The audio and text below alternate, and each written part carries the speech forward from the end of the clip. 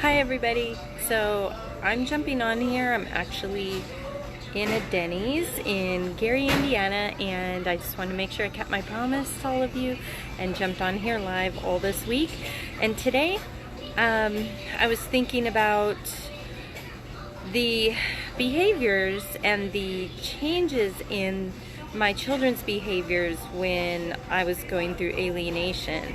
So I wanted an opportunity to talk to all of you. And by the way, I wanted to give a shout out to everyone. Hey, Darlene. Everyone in Dallas, if all of you don't know, it's been a tough day for me. I'm not in Dallas, Texas right now, but many people I know and love and dance with and have been friends with for many years.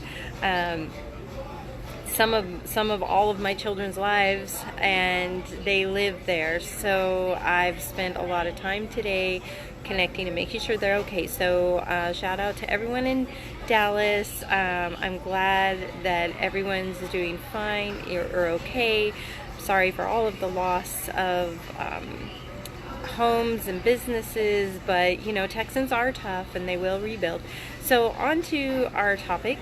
So your children's behaviors are changing, right? And what I specifically wanted to talk about tonight is, did you perhaps lose it one of the times, one of the few times, maybe one of the last times that you actually got to see your child? And I apologize if there's too much background noise. Can you guys let me know if you can hear me okay? I might want to put the headphone on here. I'm wearing it, but it's plugged into my computer, so bear with me 1 second here. I'm just gonna plug it in.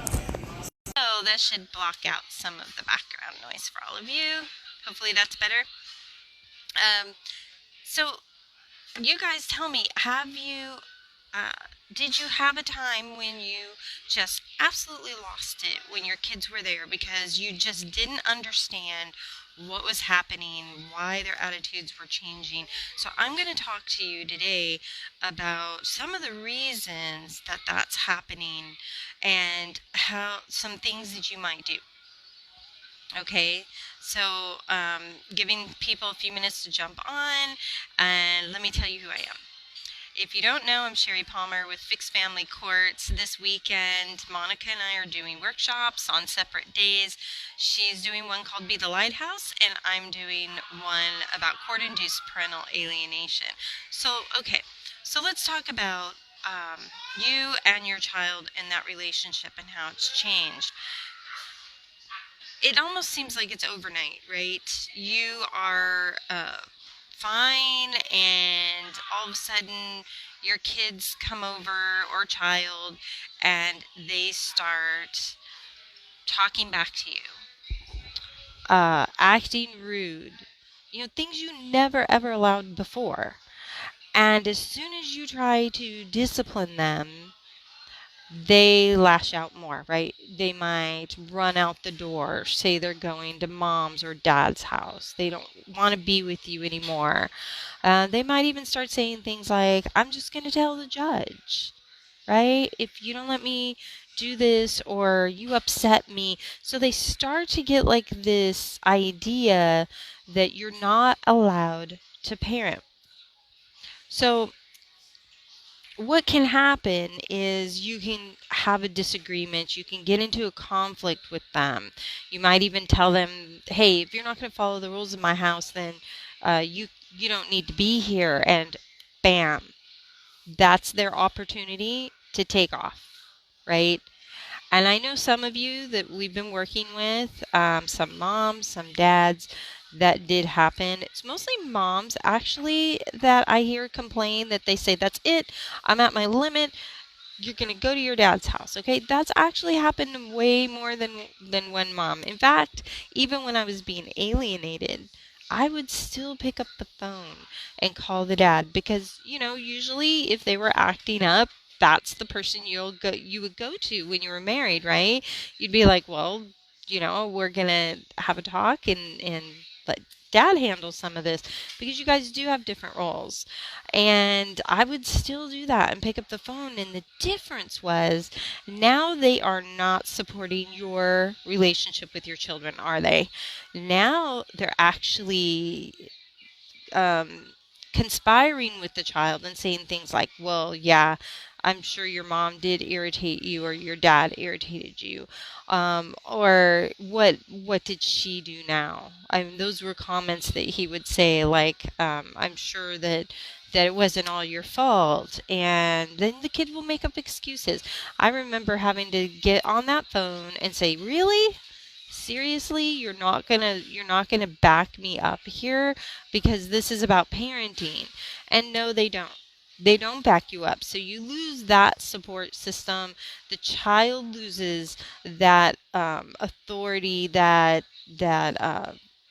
I'm not going to call it co-parenting, because it doesn't mean you guys always agreed, but I'm just saying that there is a total shift in behaviors coming from the other parent and your child. And then what happens is, once the child does decide, that's it, I'm not going to come back, you said don't come back, even though you didn't really mean it, then the reason the relationship gets more and more estranged is you're not allowed to work through those issues like you would normally. With normal parenting time, right? This is why it's so important that parents and children get that equal time together, no matter what their feeling is about you.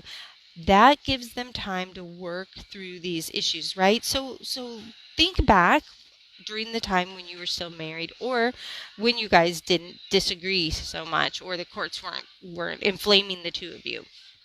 What would happen is the child maybe would storm off to their room, or go to the school the next day, maybe not even talk to you for a day or two, or a few days, but they would still have to see you, right? And interact with you in some ways. They'd still have to eat. I know some of them, for a little while, they'll say, oh, I'm not going to eat, but you know how long that lasts, right?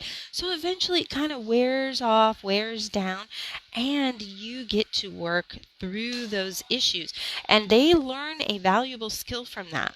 Those children learn how to work through those conflicts and how to work through those issues. So when you are alienated and that child doesn't come back to you, and that court supports that other parent keeping the child from you just because the two of you had a conflict, a flare up, a blow up, a blowout, they are hurting that child's future development, because that child never learned to work through those relationships with you. And I'm sure you guys have all heard that when a child is able to cut out a critical family member in their life, a blood relation like you, and especially a natural parent, what do you think happens later in their relationships, like when they get into a marriage? What do you think is going to happen? Their chances to get divorced skyrocket, because now it's even easier to cut somebody out. That's not even a blood relation. It's even easier to dump them. It's even easier to walk out. That's how they learned to solve their problems.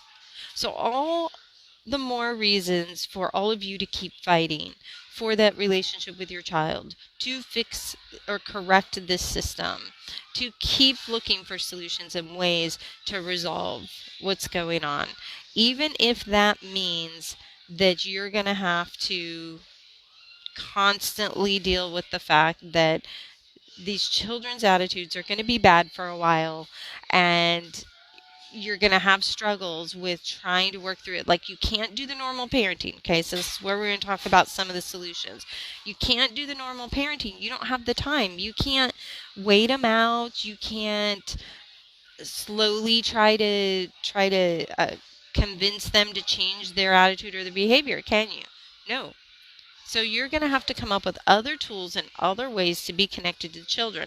So one way is, Monica's going to introduce you to some of those on Saturday. And the other way is making sure that you know how to leave breadcrumbs for them, right? So let's say, so I'm going to give you a couple hints too. I don't cover a whole lot of this in my workshop, but I had to use some of these techniques. One of them is to every time you do get an opportunity to have an interaction with them, you don't address the topic directly, okay? If you try to bring it up head on, it's going to turn right back into that pattern. They've created this bad cycle, this bad pattern, and they will start either cursing you out, calling you names, anything to shut it down because it's painful for them and they didn't learn how to work through it. So you can't address it head on. So what I suggest is that you have other topics you're talking about and relate it to something similar, right? Especially if you've got a kid that's, 9, 10, 11, and this is easier to do it with. So, for example, like if they have a reading project and they notice a character that is acting up, doesn't have a very good relationship with their parent, use those examples, but don't even get close to relating it to the two of you. They will catch it on. They're smart. So you just have to teach through other examples. And you know what that does too? One, it relieves the pressure on them from feeling guilty about how they treated you. And two, you're still teaching them. You're just kind of teaching them as if you're like a teacher. Right? So you have to step back a little bit and not be so wrapped up in the fact that you are the parent, right? And that you get to tell them what to do. You do have to change your parenting styles. I do hate that part, by the way, because your authority has been affected tremendously. So tell me what you guys have tried, right? Maybe the story situation didn't work for you or doesn't. What works for you? Tell me what has worked. But let me give you another example. So I had a parent that I do work with, and they have difficulty with their child being rude, not wanting to follow instruction, and in fact, threatening to go to the other parent's home, and now threatening not to come to their home at all. And so a lot of times they don't. This is a young teen, like 13-year-old. So what did I suggest that parent do? So what I said, because of course the alienating parent isn't going to make them go, right? And we all know how difficult it is to get into court to try to enforce it, and that the courts picked a side and they don't really honor their orders. They're very reluctant to enforce them, and it's very expensive. So what you can do is you can say, first of all, talk to the other parent. I know that's difficult. Put it in writing. Do whatever you need to do. But say, hey, if the child's not going to come and see me, because not all the parents are completely resistant on everything, right? Ask them, well, actually tell them, since it's your time, don't ask them, tell them, since it is your time, the child needs to get permission from you if they want to go see movies, if they want to go spend the night at their friend's home. So if they choose not to come to your home, then they still need to get permission from you. So you make sure you make it clear to the other parent that that is your time, your decision-making time, that the court ordered that it's your time. And if that parent's refusing to make them come until you can get that changed, you need to be the authority figure, right? So try it. It has actually worked for some parents. Some are like, oh, no, they're never going to do this. They're never going to go for it. But you know what? Sometimes the other parent wears down too because the child starts to act up on them as well. This doesn't just get isolated with you, believe it or not. And so especially if you're dad, right? Moms tend to, they really, and I'm not saying this is every single one, but from my own experience and from the experience I've had dealing with moms, usually you really, really get tired of the kid constantly being rude, talking back, acting like, hey, I've been allowed to do it to dad, so I'm going to start doing it with you. And you're going to have a hard time shutting it down. So dads, if you're having that trouble, talk to the mom and say, hey, look, you're not going to make him come. You're saying he's too big. He's getting older. He's stronger than you. The cops won't force him. So then I get to tell him whether or not he gets to do things during that time. And then you have a talk with that child. Son, daughter, this is my time. You may be able to make decisions and say, I'm not coming. But you don't get to do anything fun or special or shopping or anything during my time because mom's not going to give you that permission. So this forces the kid to have to come to you if they want to do anything fun or get anything during that time. It may or may not make them come to you, but I can tell you it has worked for a few of the parents that I've worked with. And so moms, let's say you're dealing with a dad who's encouraging the alienation. Try the same thing. It may or may not work the same way, but it's worth a shot, right? What else have you tried? What else have you tried? Have you found other things that have worked? So let me see. So Carol says she lost her crap over him hurting his little sister because his dad had been telling him since she was born that mom loved her more and she replaced him. Oh my gosh, Carol, something similar happened to me. I have a stepdaughter, and my ex used to tell my children that I loved her more, that I treated her more special. When we would go shopping, like to the GameStop, she would have like more credits or coupons or more money than my kids would because she would get it from the other side of the family. And their dad would say, I was giving that more to her, right? That was so difficult. And my kids believed it as well. So, yes, Carol, you do have a problem that's pretty serious if your kid is hurting the other child. And certainly you can't allow that to happen. And unfortunately, you're in a situation where you are going to have to tell that child, look, it's unacceptable behavior in my house. You guys have to parent. As scary as it is, as much as they might run, you're actually doing them more a disservice if you don't parent. You might have to, do it a little easier than you normally want to. Like maybe you can't take their phone away as a punishment. We actually had orders that restricted us, which is very, very harmful as well, everyone, because my kids, as well as Ron's, would stay up all night looking at their computer screen, chatting with other parents, getting that constant influence to be negative, sometimes late into the night. I'd walk into the room, there they were on their phones, and here we read parenting articles that say that's horrible, that's harmful for the kid, yet you can't do anything to stop it. So you're going to have to look past the things you can't stop. It is making it more difficult on parenting. But Carol, if they're hurting your child, you may just have to say, I can't, he can't be in your home and not follow your rules. So you're going to have to either find a way to separate them, or you're going to have, they're driving it to the point where you can't have them around the other child. So I'm not a therapist, so I don't know all the answers, but if you guys have one, please comment down there in the box. I had a little bit of experiences where the kids would pick on each other, but I tended to be able to get that calmed down, and they would stop after a while, which you might try, Carol. I know most people don't like to bring the police into this, but that did actually help my situation a few times. I did actually bring the police to my home. One, because we would get falsely accused. Like if I had to uh, restrain him, like in a not a harmful way, but you know how sometimes a kid's saying, hey, I'm going to go jump out this window, which did happen. My kid didn't jump out, but they actually said, oh, I'm going to jump out this window. You make me stay here this weekend. So I actually held them, like, where they're facing you, and you just kind of hold them in a bear hug so they calm down.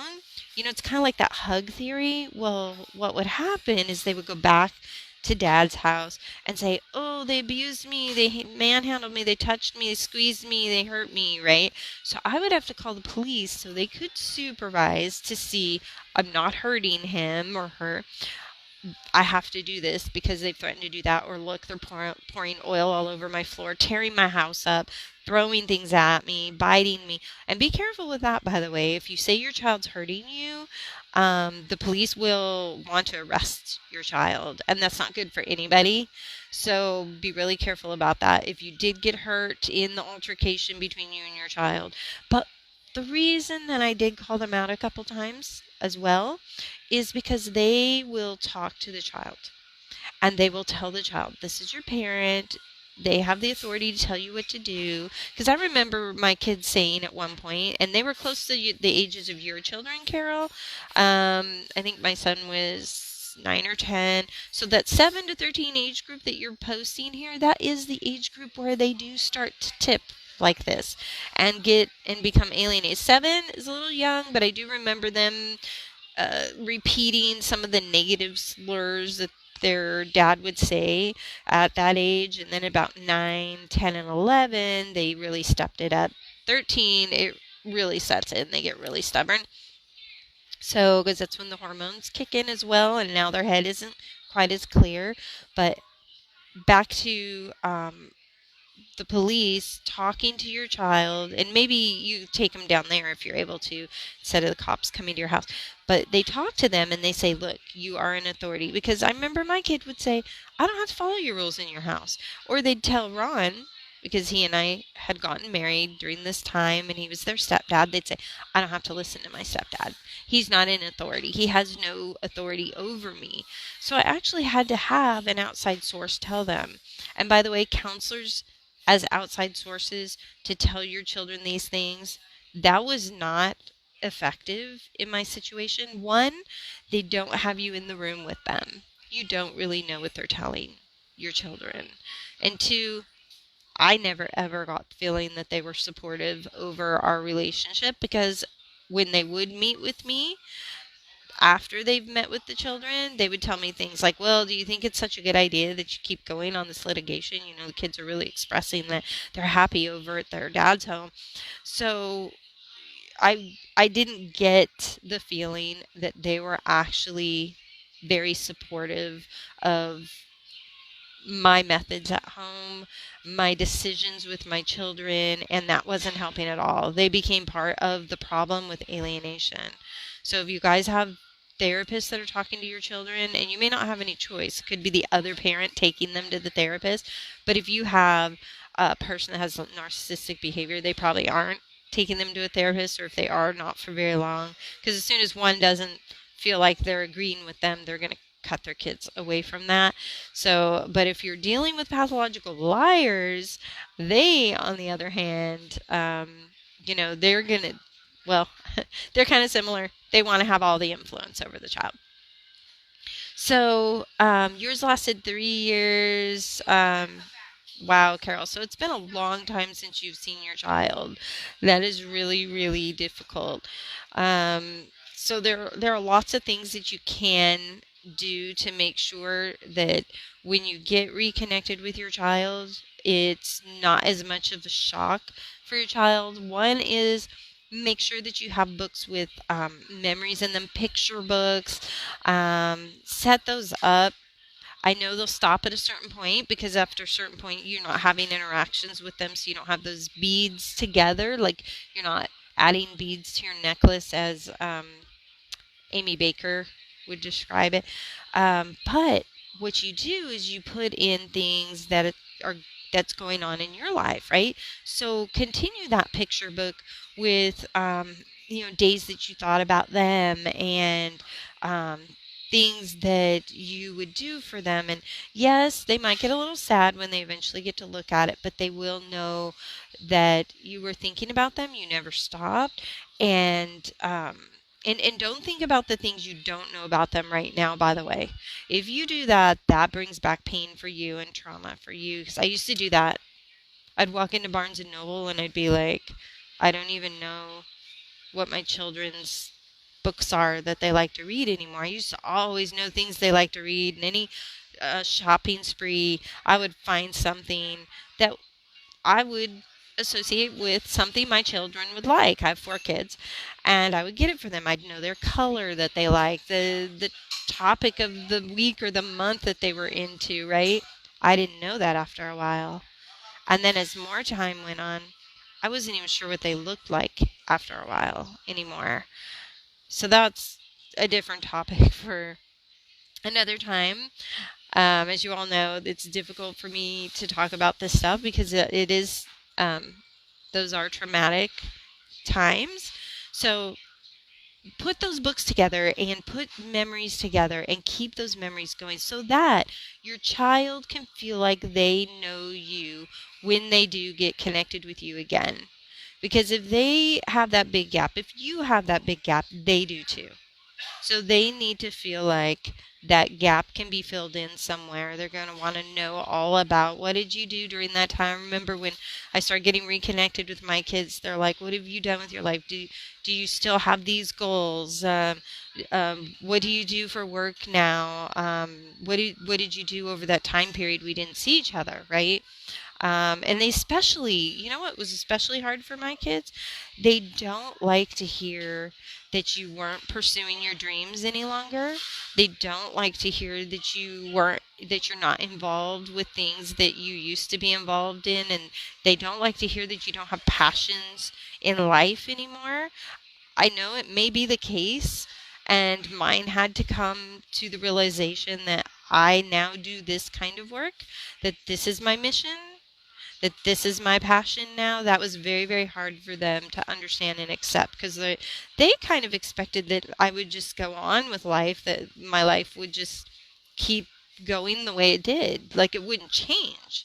But I think, and this is something you need to understand, that the reason they didn't think that my life should change is because that was their connection to me, right? So those changes you make in your life, and the fact that you're now an advocate or an activist in this area and part of this movement, makes you a stranger to them. And that's why they push back. Like if they're with you and they notice that you're working on this, and you say, honey, baby, I'm working on this so that I can be with you, it also makes you a stranger to them. So it's not, hey, Sherry's supporting the courts saying don't talk about it, that you're working on courts and legislation. No, absolutely not. I'm just asking you to be aware that that makes you a stranger to your children, because it's nothing they ever knew. It's not who they knew you were, right? So just be cognizant of those things, and I hope some of these things help you put things into a different perspective, start to correct your mindset about things, and be able to start to work on a plan to not only continue to fight for your child, but also to continue to create and develop something for your child so that they can remain connected to you when you do get reconnected. And I'm sure Monica's going to go over a lot of that stuff in her workshop, and that's this Saturday. And I have a link on my page, and I put a link to these on these videos every time I do them, so you can go there and take hers, and then you can come the very next day and take mine. And you know what? It was very therapeutic for me to go to webinars, workshops, conferences on this topic. You may think it causes more pain, and it does. It does in a sense, but it's also very healing, and it helps you focus on the right things. And it also helps you work on things where you're not having to think of all of this on your own, because you're already taxed with having to handle a lot of stuff, right? Court dates and what's coming up next, and what, you know, how you're gonna approach the next hearing or the next continuance, and what do you do in the meantime, and how do you get your kid to come, right? You've got a lot of things on your plate, a lot of things on your mind. So what else is going on, Carol? Because I did want to spend a little time with you guys looking at your comments. Okay, so Carol, I'm glad to hear that it doesn't get that serious to where it's dangerous, but you know, they can start to escalate, because what might be happening with your son is he could be getting told by the other parent to cause you trouble, to escalate things. And if it's not causing you enough trouble to where you say, hey, get out and don't come back, then dad may say to your son to escalate it. And I don't know if your son has any other siblings on the other side or step siblings, but they also can start contributing. They can also become alienators, and your child will have expectations put on them to act up and, quote unquote, as my children were told, do their part. So they believe that they are assisting their family on the other side. And by the way, they'll be told you aren't family. You aren't family anymore. So you're just a nuisance. You're an intruder. You're intrusive. And you're not going to be able to battle that. Like I said, don't bring that up head on, right? Just find books. I used to read to my son at night. Sometimes he would act really irritated about it, but I also knew that he also enjoyed the fact that I was spending time with him and I wasn't addressing things directly with him. So it allowed him to process things and think through it. And then I would talk about it and in the context of the characters in the story. And sure, sometimes he'd be like, oh, I think you're talking about us. Because if the stories get too close to the conflict you just had, they might shut down. But just realize that's because of guilt. They're having guilt and that's trauma for them, which is why I said kind of dance around it, right? And teach them those tools, those survival tools. So when they get upset, and I wanted to say something. I've heard some of you guys say, you're so proud of your children for standing up for what they believe. I did that too. But at the same time, it kind of contradicts how you feel at the time too, because they're standing up against you and they're not actually standing up for something that's good. So be careful if you say you're standing up for what you believe in, because alienation is not really the child's beliefs. As much as they're going to try to convince you it's their beliefs, it is not really their beliefs. Okay, so you all, if you haven't learned these things about alienation, I seriously encourage you to go on and read some of Dr. Craig Childress's old material that he had up there. Had a lot about the way the relation, the minds work, and J. Michael Bone, Dr. Bone. Go on his YouTube videos; they're very, very good. Read Dr. Warshak's books and papers, and get as much information. Joan Claus Zannard has a really good book on parental alienation. Get all of those books, read all of those books, and learn about the actual condition so that you understand what is happening. I can't tell you how life-changing that was for me, how that changed my entire case, and how that helped me have a more successful relationship with my children. Before that, I didn't have a clue what was happening. I was freaking out, thinking, this cannot be my kids. This cannot be my life. This can't be happening. So I encourage you to learn about that. So, Carol, you're saying that he's afraid of his dad. He comes home and laughs. Okay, so yeah, that's another good point, Carol. Thank you so much. The kids get very frustrated. They don't like being used for these things. And while they're in the period of transition, it is a lot of pressure, right? If you think it's bad that you're having to deal with the behaviors, think about how they must feel having the pressure of having to do these things to the parent that they love. They love both of you. They don't want to do this. They don't even understand why a parent who loves them is asking them to do it. So, and I can tell you the things that I'm telling you, it is successful. I am reconnected with all of my children. We were alienated for about 7 years. My two oldest. I did get my two younger ones back in court before they aged out, and I was able to share them equally with the dad. So that's the other thing, is you guys will be told that you got to cut out a toxic parent. Well, not always. And you really need to think about this. Your children have a relationship with that parent. What you need is protection from the court to not benefit the other parent for doing those things, for violating the children's rights to be with you, and for violating what's in the children's best interest. You need the court to protect you from that. Once you get that protection, like I eventually did, it was a huge fight, you guys. It took me years. So it's not an easy thing. It can happen with some courts. There are some courts where it's just absolutely not going to happen, and you're just going to have to take other paths. So I'm going to leave you guys with this. Remember that there are some things that are not going to be in your control.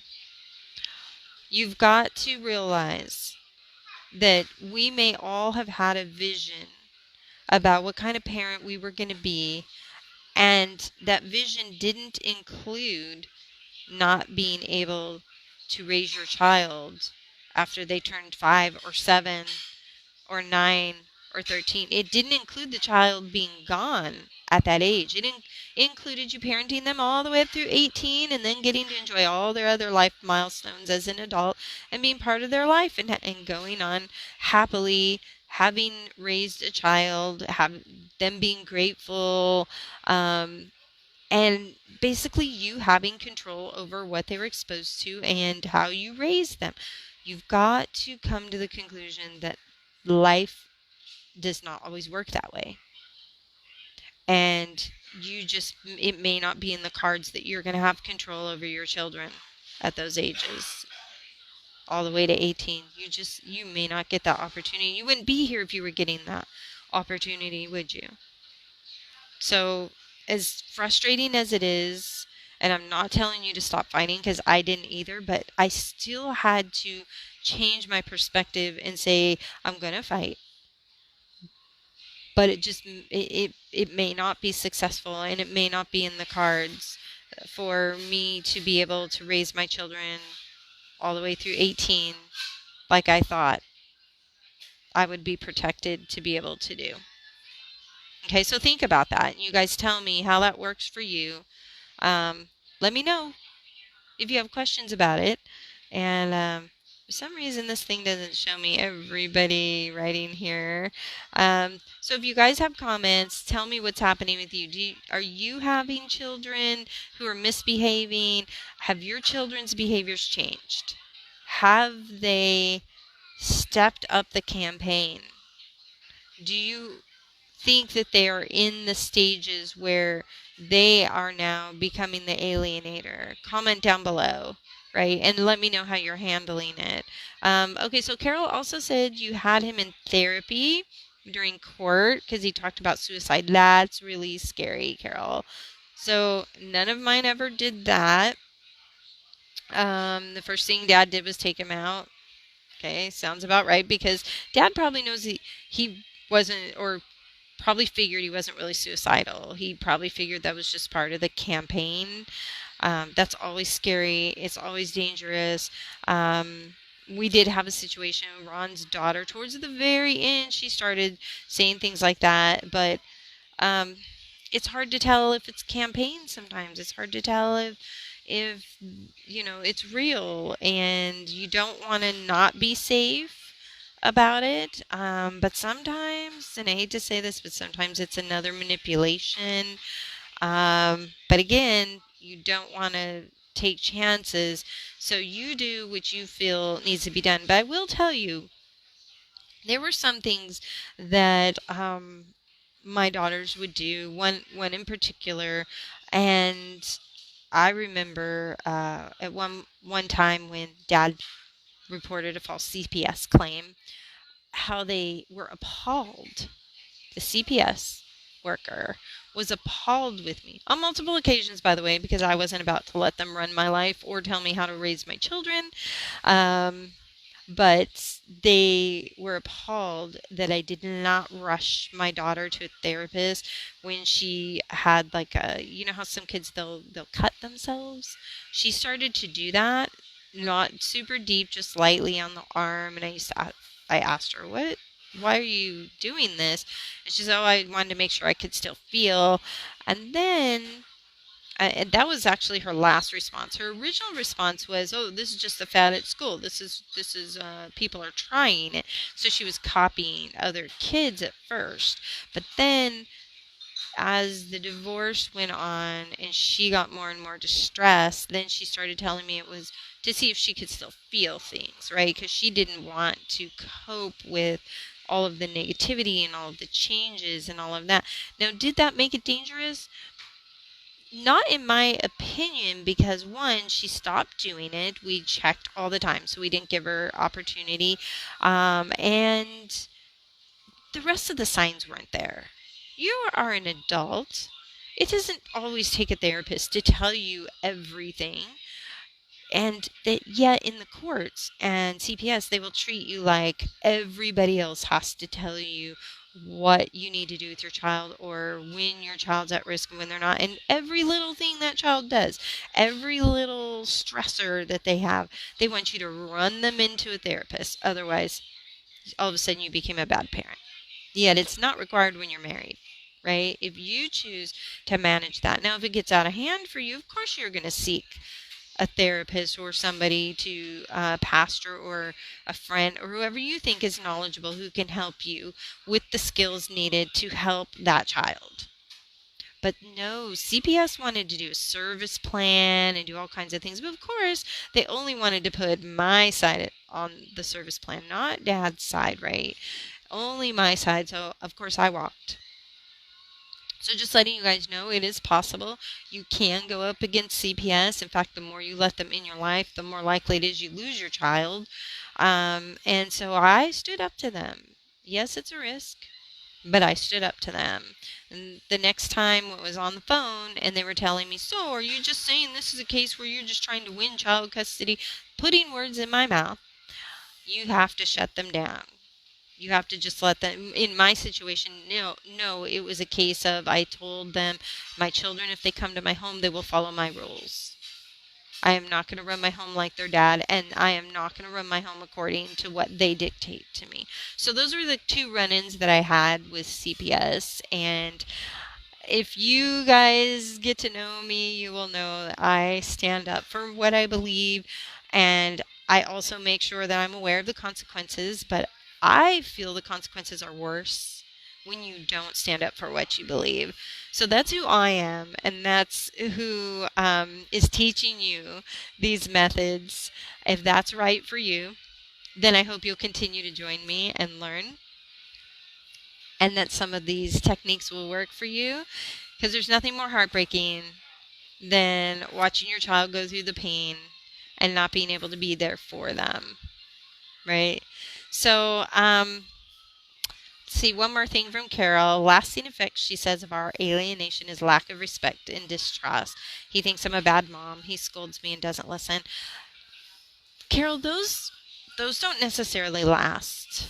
I think you said he's 13, right? Yeah. Those do not necessarily last. Had the same thing with my son.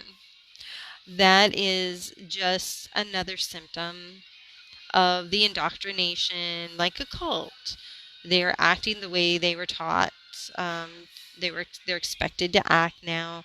They also feel very unstable and scared because they've lost a lot of their stability. And their stability, by the way, it's not that you change houses or jobs or lots of things are changing in each side, mom and dad's household.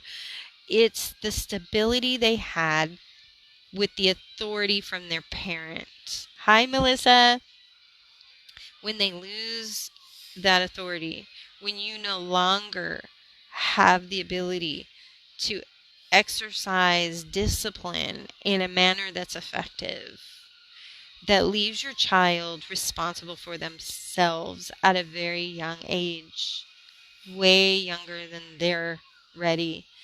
I was on my own at a super young age, and I can tell you it creates a lot of rebellion, disrespect. Do you think I respected authority when I was left on my own, took care of my siblings until they got shipped off? Um, I was left there to fend for myself. Do you think I was going to listen to an adult figure after that happened? No, I felt like they let me down. So I'm telling you from a perspective of I'm an adult child who was alienated as well in a lot of forms and respects, also abandoned, and that creates a lot of lashing out, a lot of disrespect, but it's not permanent. I love my mom and dad. Talk to them frequently. I can't even think about not having them. I don't hold it against them that there were times when they weren't there for me. I know that people have their flaws, and I love them for all of their flaws as well. And your children do too. So it is not permanent, Carol. So change your mind on that, hopefully, or hopefully I've changed your mind on that. Just know that it's a phase. It can be a very long phase sometimes. He's scared, and you can't cater and say, hey, I'm here for you, blah, blah, blah. They're not going to hear it right now. Just you being there and knowing that they have you as a resource when they're able to use you as a resource will help them pull out of it later on down the road. Because you know what? My kids missed me. And they came around once those cult-like claws started to break apart as they started aging, and sometimes it takes them moving away from that other parent. I've heard a lot of kids go move in with the parent they were alienated from once they're able to legally move in with you. So it's a matter of time. I know you've heard this before, but it really is. It really is. Sometimes it's quicker than others, right? So I was able to break that cycle early on, or earlier than would have happened if the courts had not returned my children to me. If they don't return them to you, it's going to take longer.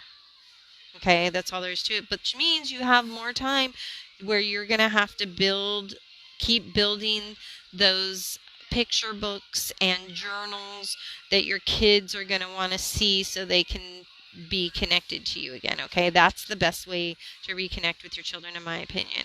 So let me see. There was someone. Okay, so Melissa, I agree. It's very heartbreaking. And Melissa says she knows how it made her feel, and she can't imagine how it makes them feel, not know how to control or even understand what they're feeling. Exactly, Melissa. They really don't. But that doesn't mean they need a bunch of therapists. But I do want to point out, your kids don't have the option to just go and find counselors or people to talk to or resources necessarily. They may not even know to look for them. So that's the other thing, is make sure when they're at your house that you have those resources available and on a shelf. So resources for kids who are alienated, things that help explain to them what's happening. Put them on the bookshelf. Don't shove them in their face or shove them in their hand or make them do it. I tried that. I can tell you that that does not go over well. But have them there, because you know what? One thing I did find is they will sneak and look at things, especially if they think those are off limits. So you could say this is a shelf for later when you get a little bit older. I guarantee you they're going to sneak and look at it. Okay, so make it off limits. Be creative with things like that. Let's see if we have any other questions. Okay, so Carol, about seeing the lies from his dad, that's another thing I did not focus on with my children, because that will make them more angry with you, and you don't want to ruin their relationship with the other parent. That's what I was wanting to tell you guys before I go. And I know I keep saying we're going to finish. When my children, my two youngest, when I got them back, of course, the first thoughts are, oh my gosh, I want to tell them all these things that just were not true. I want to prove it to them, show them, tell them. Don't do it. A lot of times they've moved on. In fact, if you are fortunate and you do get the children back before they're 18 in your life, you may have to remind them that the campaign's over when the court stuff ends, because they will still be riled up. But don't teach them about the flaws of the other parent. Let them have that relationship with the other parent. If you have been able to get control again and you're getting the protection you need from the other parent being able to interfere with your custodial time, and therefore they can't complete that alienation, then you're no longer in that same danger zone. So recognize when you're not in that same danger zone, take that pressure off of them. They love that other parent. Maybe those choices were not good ones, but just give them tools for understanding, okay, you don't agree with those choices. It wasn't healthy to turn them, for the other parent to turn them on you. But who cares if the other parent lies at that point? They're going to see you. They're going to see the examples that you show them.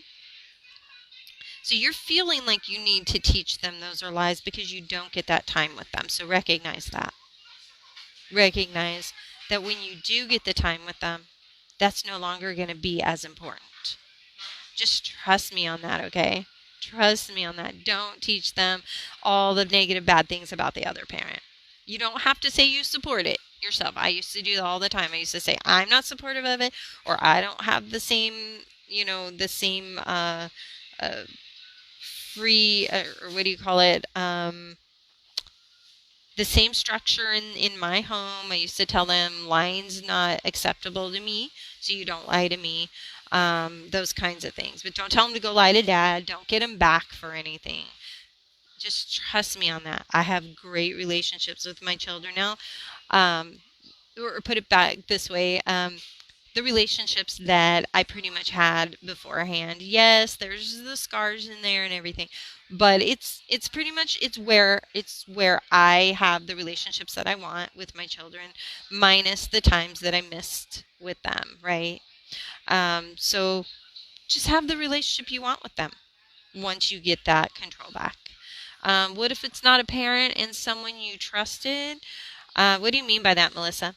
And not even blood related. That happens. There were plenty of people who weren't blood related who jumped on the bandwagon. My ex called them up. Excuse me for 1 second.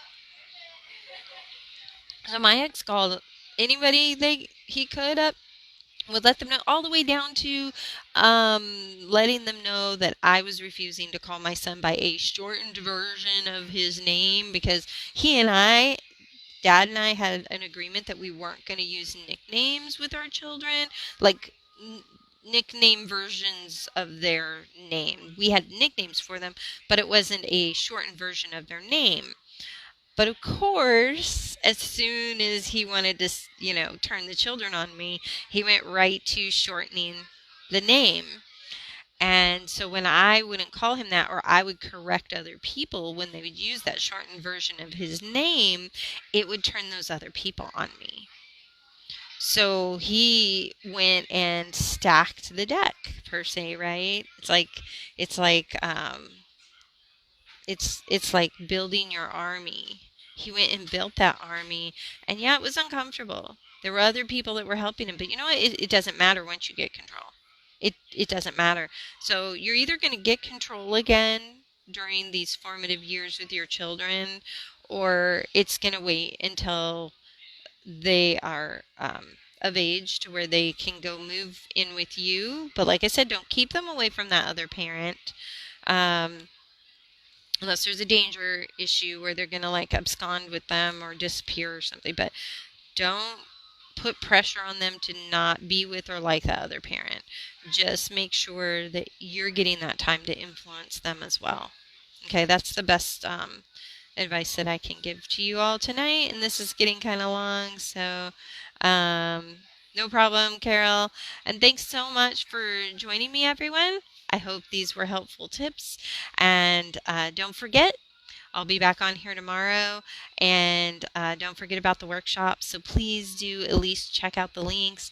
Let me know if you have questions about them, and let me know what else you need and what else you're going through, because I would like to cover topics that are meaningful to all of you. So Melissa said something. You had a stroke and trusted someone to care for them, and went for legal. Oh, I see what you're saying, Melissa. So somebody else is trying to get custody because you had to let them be responsible for the children during the time that you were healing. That happens a lot, unfortunately. And it's really sad because that's not the way that's not the way the courts should be handling it. You should, as long as you were responsible, or you, as soon as you were able, found out that your children were being responsibly cared for, and your health is managed, they should not be giving parental rights to other people because of that, even if they have a relationship with them now. You know what? How great is that? The more people that love and care about your children, the more protection your children have in times and cases when you have some kind of critical thing happen, right? So the courts using that to disadvantage parents and take parental rights from them and make you share them with other people is a horrible, horrible design. It's awful. Because on one hand, they say be responsible. And if you're not able to do it, make sure somebody responsible is taking care of those children, and then they punish you. Right? That's a horrible design. You guys can't let that stand. You have to argue it. You have to recognize it for what it is and put it out there. Frame it up in your case and say, absolutely not. My rights are protected. My children were cared for responsibly. You don't get to, you don't get to use that against me or punish me. That's how I used to talk to the judge, you guys. People's jaws would hit the floor when I was in the courtroom because I did not tolerate any crap. They couldn't scare me. Jail didn't scare me because I said, I don't have my kids. I'll work on this from jail. I literally, they didn't know what to do with me, right? Nothing they did scared me. Once that happens and your mindset gets like that, and you keep it together, and then you use effective arguments. You don't want to just go in there and go, no, screw you, blah, blah, blah. By the way, my mom did that one time. She got a year of probation. It originally was a jail, and they gave her probation. But yeah, we're mouthy. I learned to stand up for myself. But some of you guys need more of that. You're letting people walk on you if you're not standing up for yourself because you're afraid of losing your children more. You're already losing them.